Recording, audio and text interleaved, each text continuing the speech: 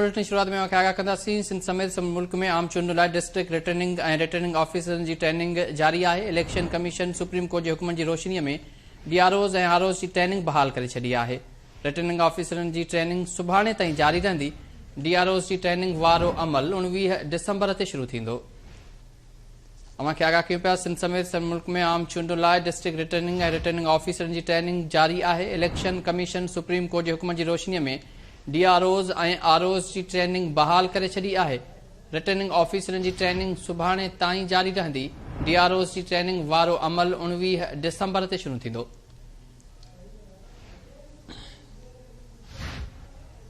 अव्हांखे आगाह कयूं पिया। सिंध समेत मुल्क में आम चूंडुनि लाइ डिस्ट्रिक्ट रिटर्निंग ऑफिसरनि जी ट्रेनिंग जारी आहे। इलेक्शन कमीशन सुप्रीम कोर्ट जे हुकमनि जी रोशनीअ में डीआरओज़ ऐं आरओज़ जी ट्रेनिंग बहाल करे छॾी आहे। रिटर्निंग ऑफिसरनि जी ट्रेनिंग सुभाणे ताईं जारी रहंदी। डीआरओज़ जी ट्रेनिंग वारो अमल 19 डिसंबर ते शुरू थींदो।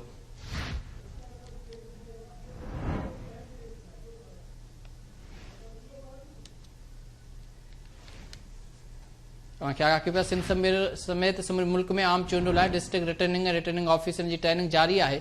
इलेक्शन कमीशन सुप्रीम कोर्ट जे हुकमनि जी रोशनीअ में डीआरओज़ ऐं आरओज़ जी ट्रेनिंग बहाल करे छॾी आहे।